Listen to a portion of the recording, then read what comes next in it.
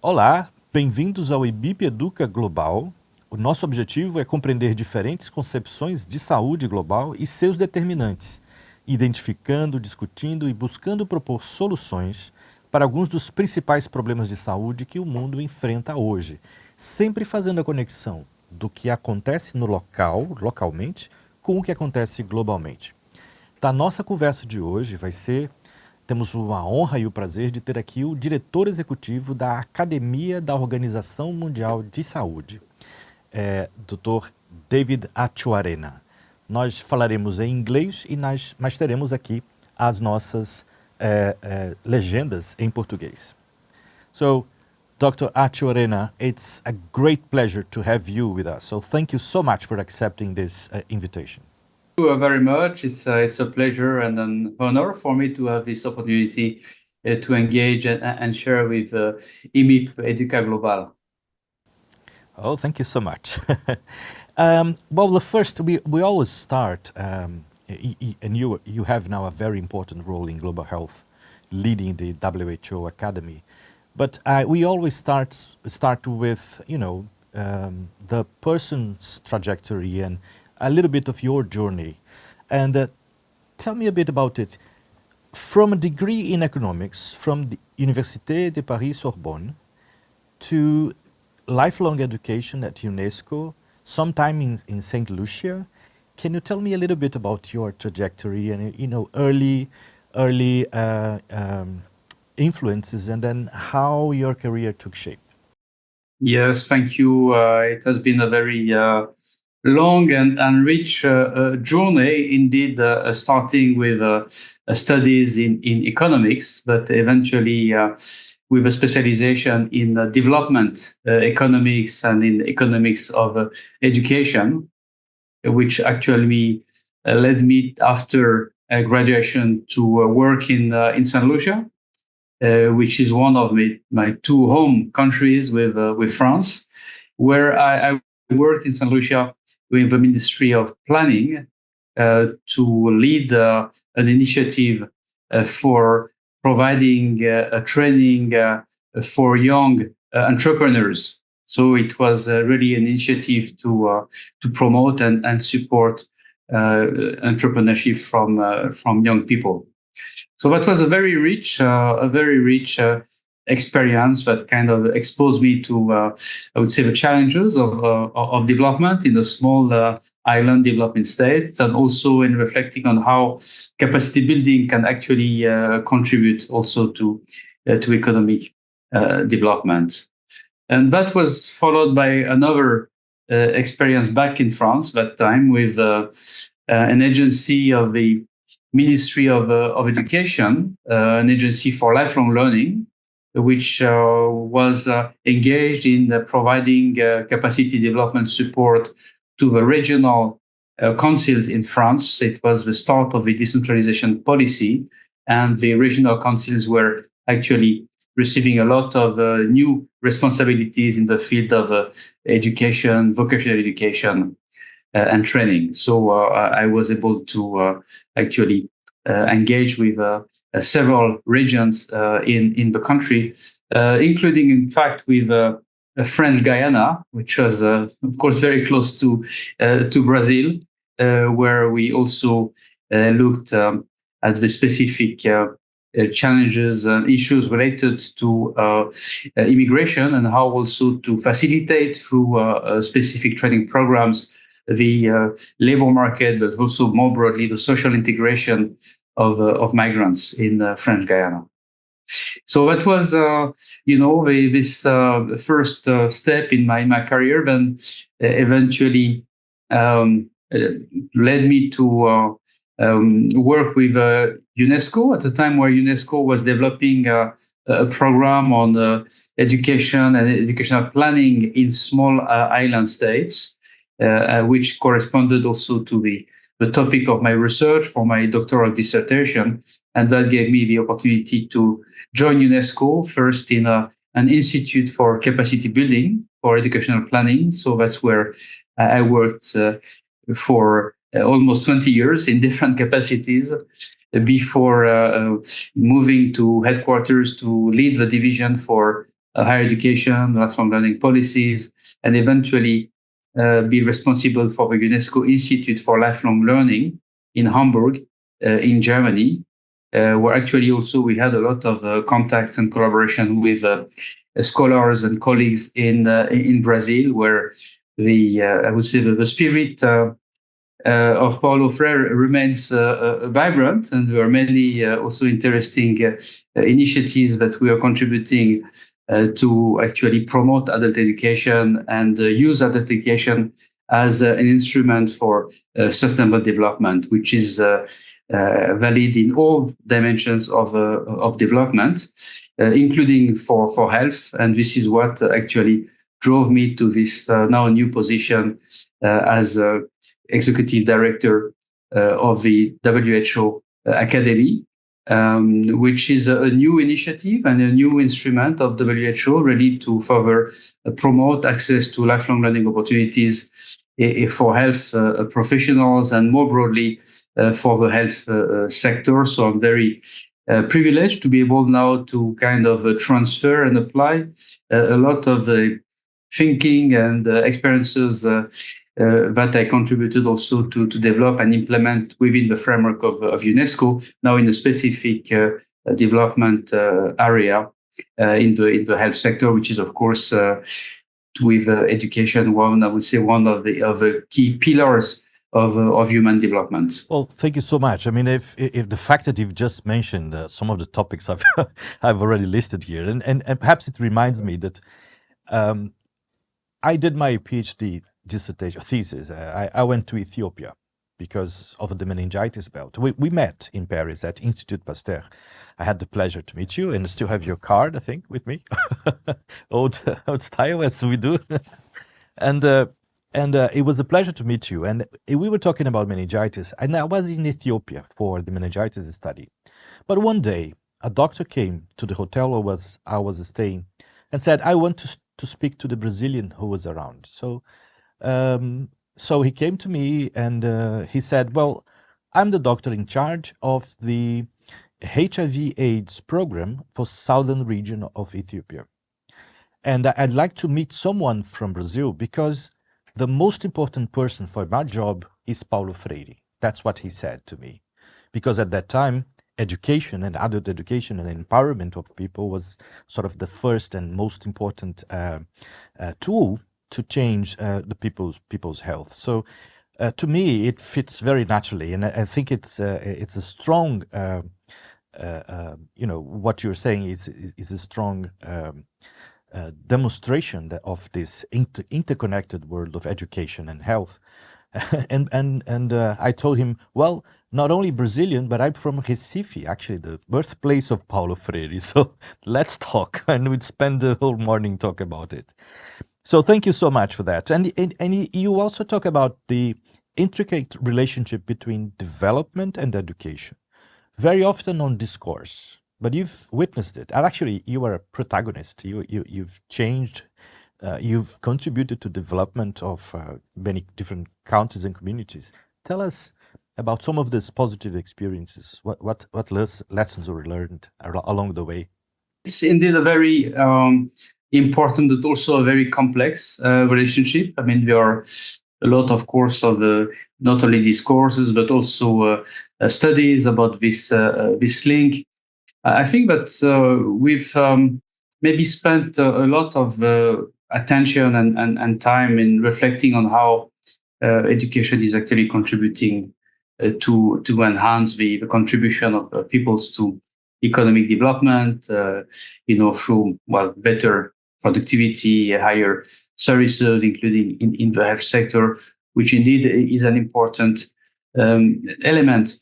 But I think it's important also to stress the collective dimension of education, that it's not only about enhancing the capacities or capabilities of individuals, but it's also to actually train and educate people to better work together, but to better interact and also to better learn together. So this collective dimension is very important. It's something which is kind of promoted at in schools, in the school system, in I would say in the discourse. But yet, when we see how actually teaching and learning works in most education systems, we see that on the contrary, we tend to teach about more about competition rather than about collaboration. And it's the same, I would say, at the workplace, where productivity and effectiveness does not only rely on the individuals, capacities, but it's really about how people can actually achieve things together and can perform as a group.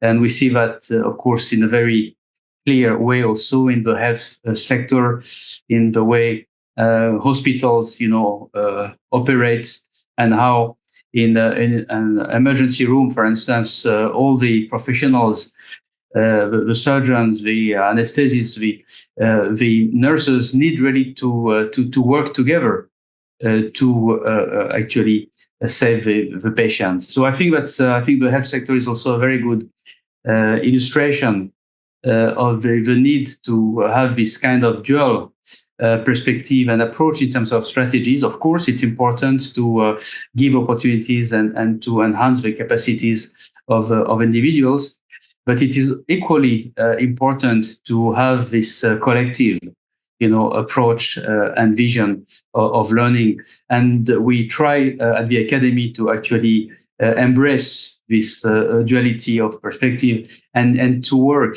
on both dimensions, giving opportunities to people, really lifelong learning as a right for individuals, for health workers, but at the same time also giving opportunities and mechanisms so that we can also help people to work better as a team and to perform better together.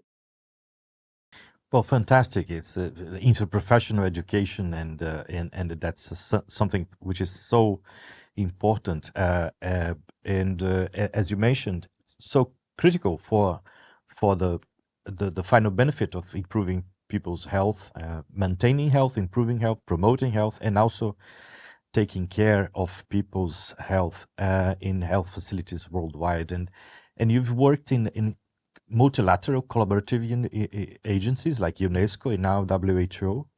And I'm fascinated about, I think the WHO Academy has been just launched formally, and the building is still to be inaugurated. I'm not sure if it's still there. It's already there. It's supposed to be a beautiful building in Lyon. But I quote here the Academy's vision, which is quite bold. The WHO Academy's vision is a world in which health and care workers, policymakers, and WHO staff have the skills and competencies they need to achieve health for all. And then the mission is to build a lifelong learning ecosystem that enables health and care workers, policymakers, and WHO staff to develop their capabilities. So would you like to comment on those bold mission and vision of WHO Academy, and with the duality that you just mentioned, which is very important, and the fact that you also are looking at policymakers, which are also players, important players in this field? Yeah, indeed, the vision is ambitious. I mean, it's a vision which is also consistent and in line with the broader objectives of and goals of WHO, but also of the SDGs and the SDG 3. So we need to be ambitious, and the mission refers not only to providing learning opportunities through developing content and programs, but also through building this learning ecosystem. So what do we mean by this concept of a global ecosystem? I mean, we really see the Academy as being at the center of a network of institutions engaged and contributing to providing training and lifelong learning opportunities for the health workforce. So in other words, we are, of course, and especially at this kind of early stage of the establishment of the Academy, we are, of course, placing a lot of emphasis on developing content, learning materials, in making sure that through a digital platform, we're able to deliver the content on the large scale. But it is equally important to gradually put in place, the partnerships that would give, through the WHO Academy, opportunities for health workers to have access to knowledge and training opportunities, not only offered by the Academy or by more broadly WHO, but also by other qualified and recognized institution in the field of training for health. So this is what we mean really by this learning ecosystem, an environment that will provide opportunities to actually build, for learners to build their own personalized learning pathway over time. And this is really this environment which we believe is essential also to actually, create those options, those possibilities for promoting lifelong learning in the health sector. Well, fantastic to hear that, because it's although the basic science of medical practice or healthcare practice may have some universal recommendations, for sure there are peculiarities and characteristics, local characteristics that actually make it necessary for a diversity of different production institutions producing educational content for training, which can be locally relevant. But I think you've emphasized two important issues, which is high quality education. Yeah, it's as a kind of principle for the Academy, but also science-based education. So we've seen, in this era of information and infodemia and fake news and so on, to have, respectable and reliable institutions producing educational material is critical for society as a whole. That would even, be beyond the health sector. But tell me a little bit about it. It's a science and evidence based, and the quality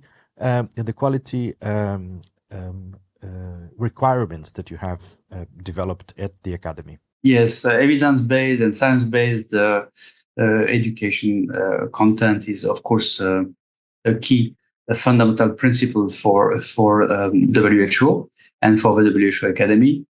So the guidelines that WHO issues in many areas of public health are all grounded, on the scientific evidence, and it is for us very important that we are able also to contribute to the dissemination and to the implementation of those guidelines in countries through appropriate learning content and opportunities. And in fact, this is one of the specific, I would say, missions of the Academy, to facilitate the implementation of the many guidelines that WHO issues in many areas. And as you said, the health sector, the knowledge is really evolving very fast, and sometimes even regarding treatment in different areas from 1 year to the next. There are new discoveries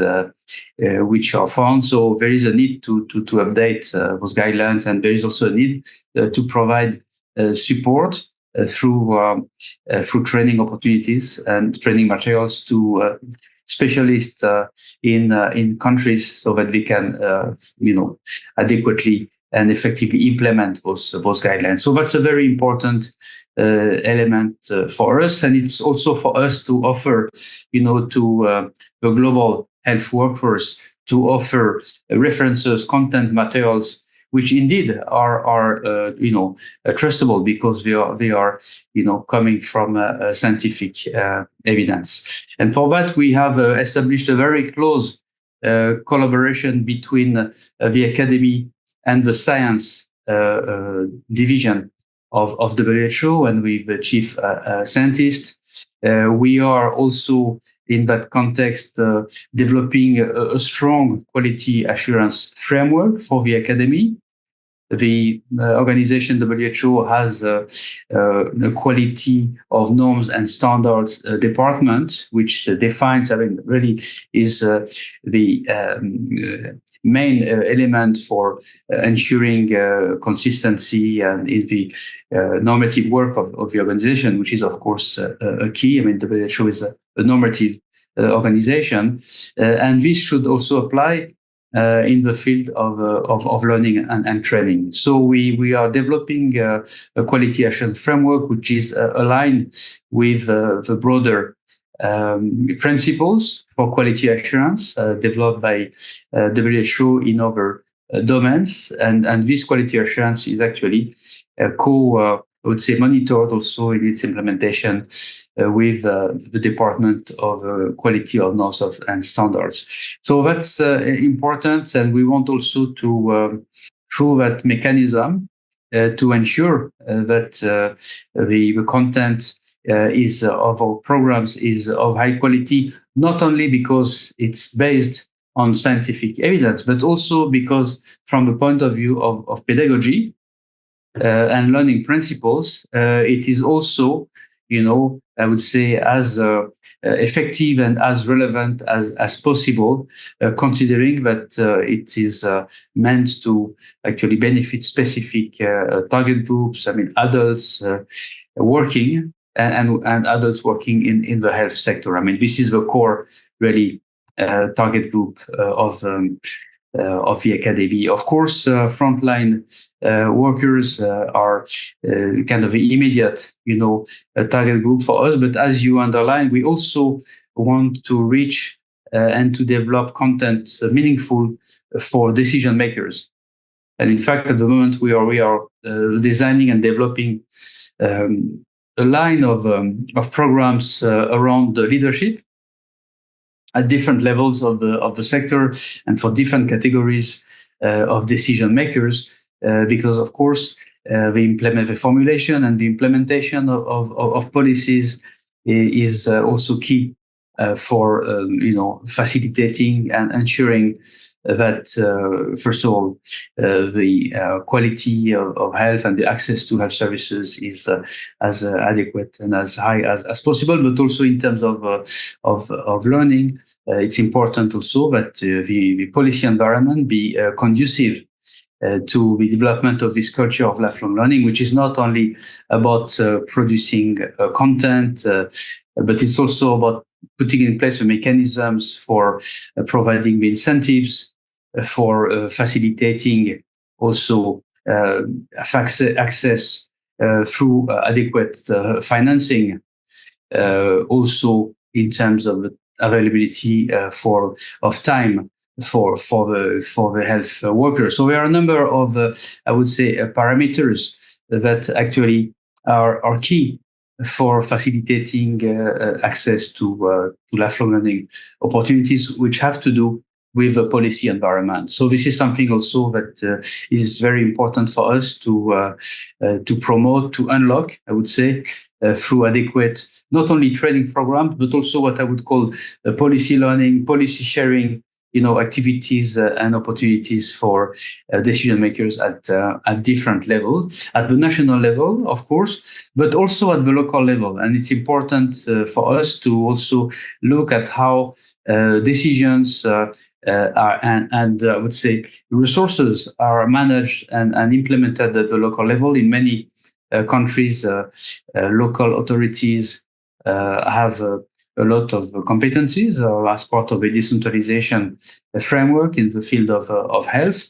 And it is in that spirit also that we are launching one of our flagships on urban health and healthy cities, which is one of the, it's a network developed by WHO. And we want also, through our programs, to be able to provide meaningful capacity development opportunities and materials for decision makers at the local level. Well, fantastic. I mean, so you come from a educational, well, evidence-based content, but also evidence-based format. I mean, the educational, as evidence-based education or evidence-based pedagogy or effective education, and that's fantastic because that's what it's needed.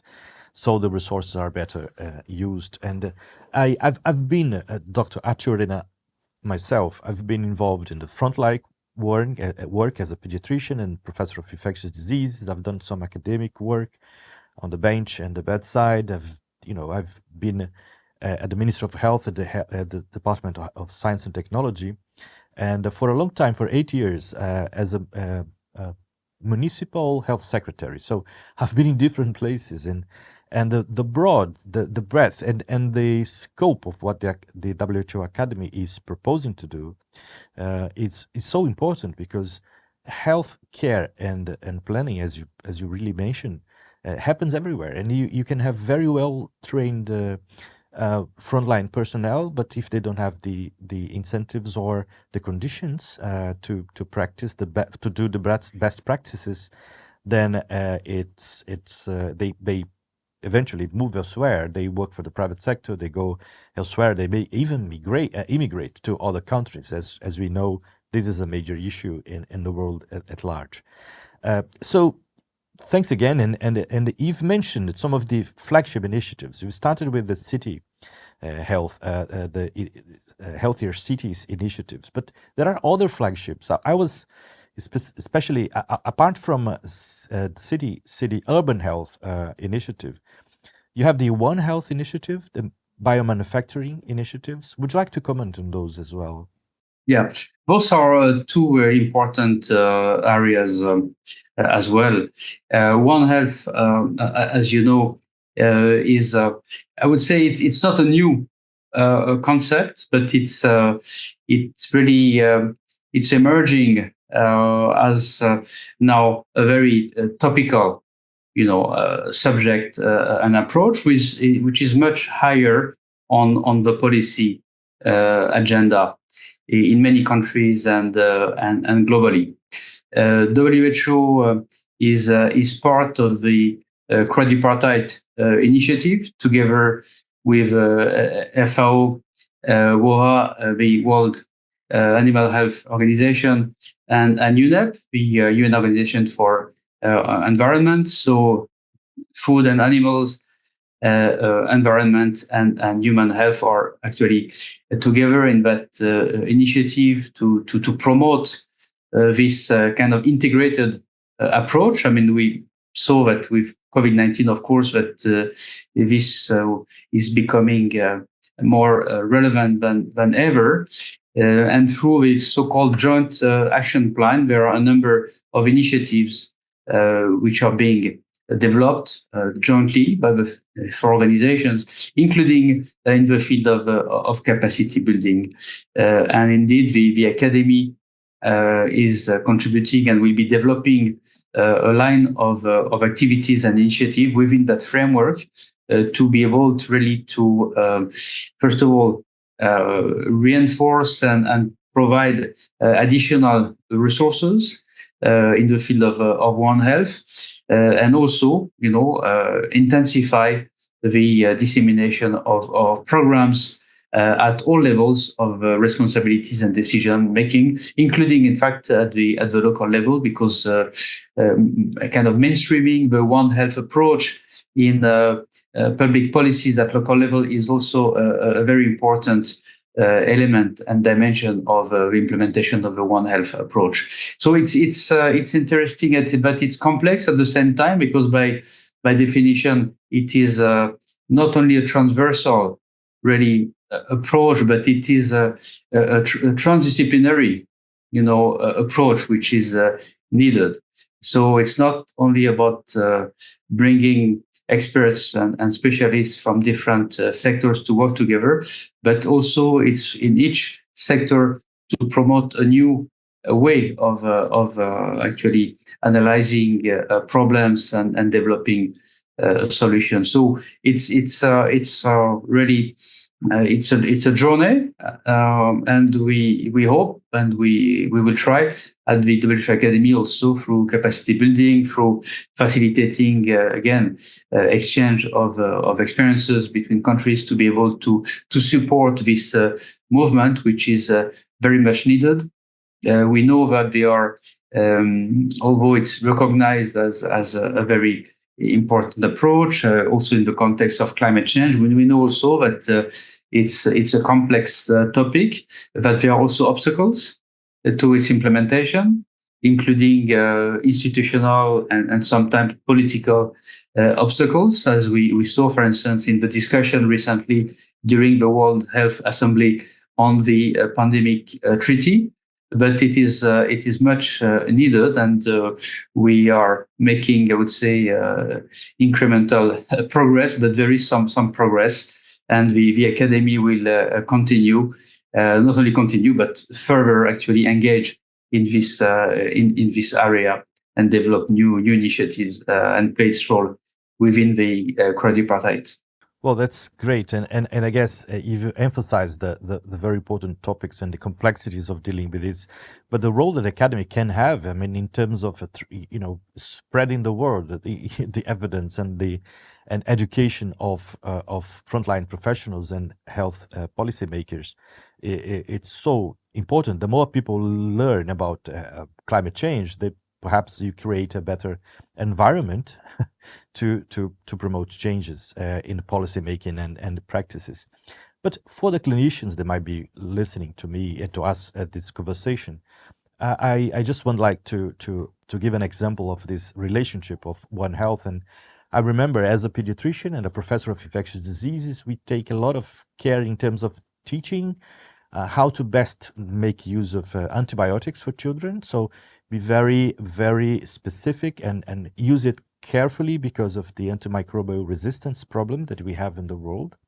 And I remember my supervisor, my PhD supervisor, Professor Tony Hart, would tell me, you also need to look at the vast amounts of antibiotics that is used in cattle running, for instance, or agriculture or other issues. So, and animals. So it's really, and COVID is an example, but also antimicrobial resistance and so many other examples. So thanks for that, and to have it as a flagship is very reassuring for us.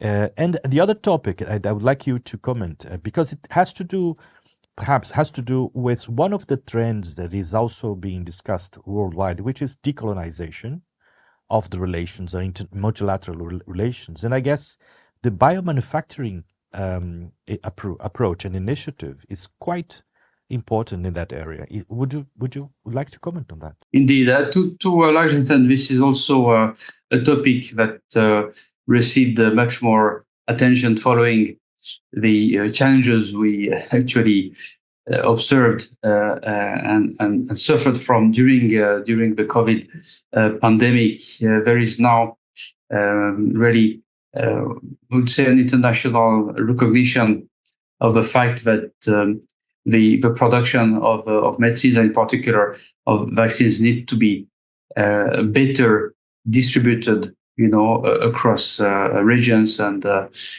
countries, and that to some extent also, although all countries cannot produce vaccines, but at least there could be some regional hubs that would be able to provide and distribute vaccines closer to countries. So that's it's a matter, to some extent, of also sovereignty. It's not only a health, issue. It goes much beyond, but it's also a topic for education and training, because developing the capacities, of course, there is the whole issue of transfer of technology, which is complex, and it's also a matter of tension, between different groups, different interests. It's not fully resolved yet, but there is also the issue of training and human resources, which can be also one of the limiting factors for developing local production. But it's also an opportunity, to actually invest in these areas, so that there is really the expertise, the knowledge to develop actually such manufacturing production in countries in, I would say, in the global south. So that's it is in that context that the WHO Academy has established this flagship on biomanufacturing, which is also related to a broader initiative of WHO for establishing a global training hub on biomanufacturing as part of an agreement between WHO and the Republic of Korea.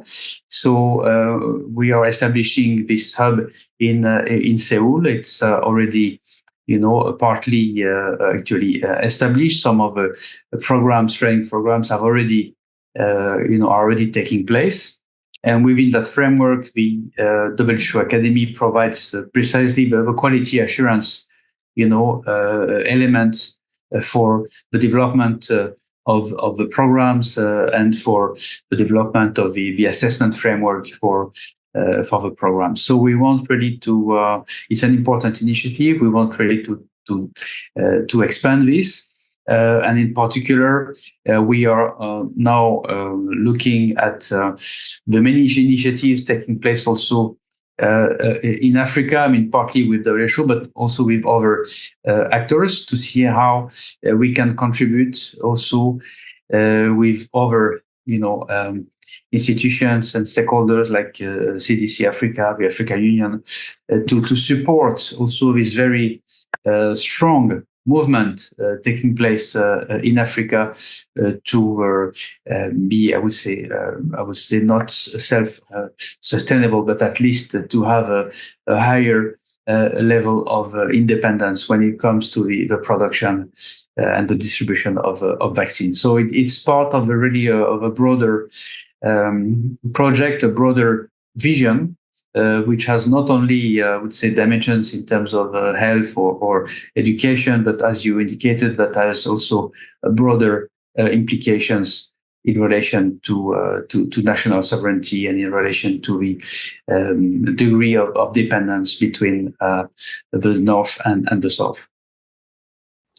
Well, fantastic, and I think Brazil, to an extent, has embraced the challenge in the past with the generic drug initiative for HIV treatment, and then the vaccines as well produced in Brazil, Fiocruz, Instituto Butantan, and other players. And in fact, with a lot of French collaboration from the beginning, Institut Pasteur, and some of the private manufacturers in France, actually also.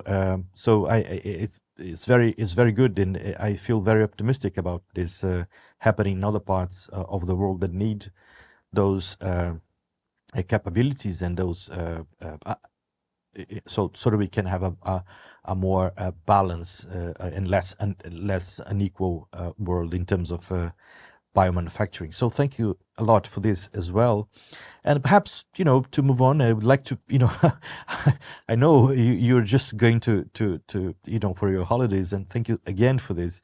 But just to finish off on our time, I'd like to ask you now you are heading a very important initiative that is supposed to, that is expected to create a learning environment or ecosystem, as you said, that will promote health everywhere in the world. And but I now would like to shift it a little bit to the individuals who are listening to us and say, from the top of your experience, which messages, which message or messages you would like to share with these perhaps young students that are, just coming to graduate school or just starting their lives as health professionals.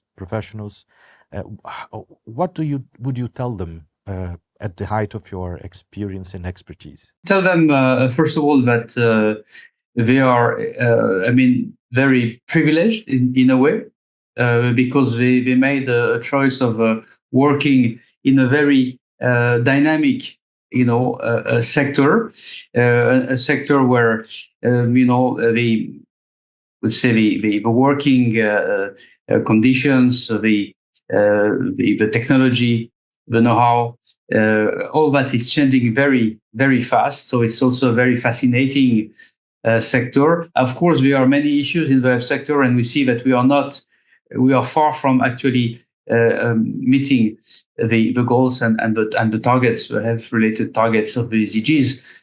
But at the same time, in many areas in medicine, in treatment, we see that there are fantastic progress being made. So I think it's a very I see that it's a sector which I think is very stimulating. Both in terms of I would say in terms of precisely the learning, which and the opportunities to learn new things.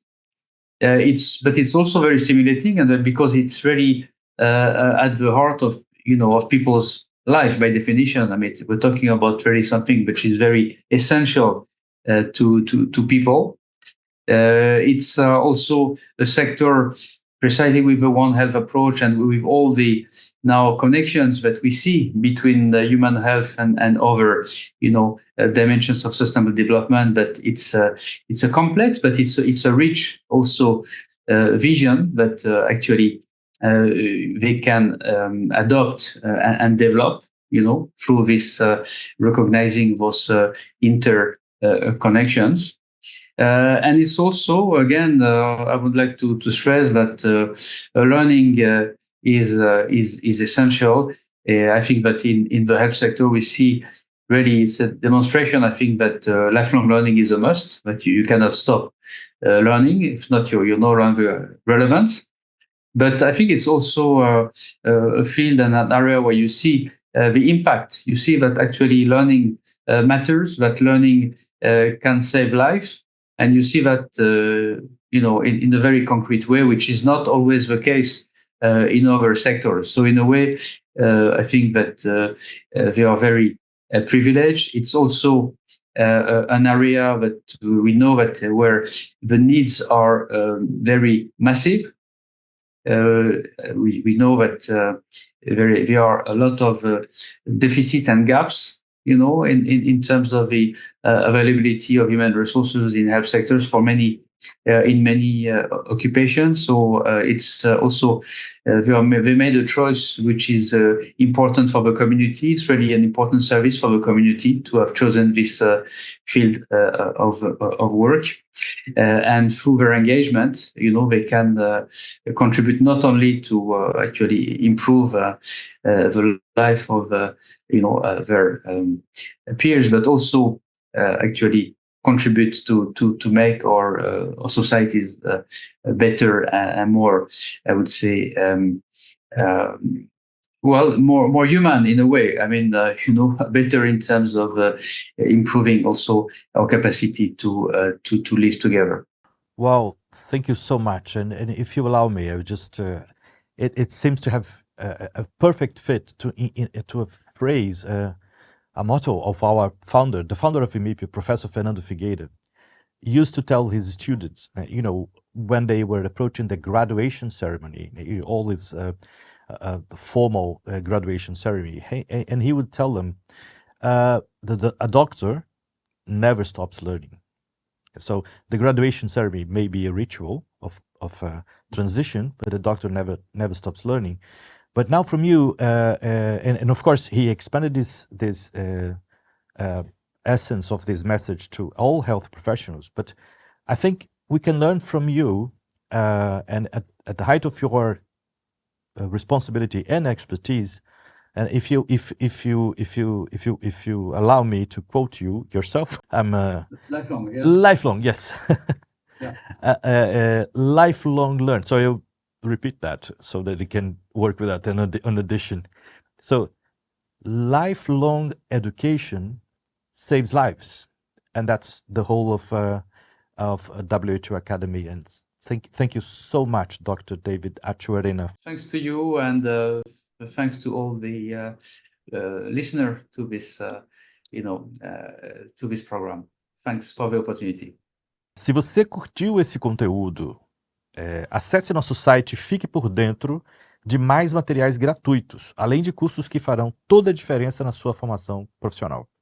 Então deixe de se inscrever na nossa newsletter e no site, e se você está ouvindo nas plataformas digitais, a versão em vídeo está disponível no YouTube. Não deixe de se inscrever no canal e seguir as nossas redes sociais e interagir bastante conosco. Obrigado pela sua audiência em mais esse episódio dos Diálogos em Saúde Global, como parte do IMIP Educa Global.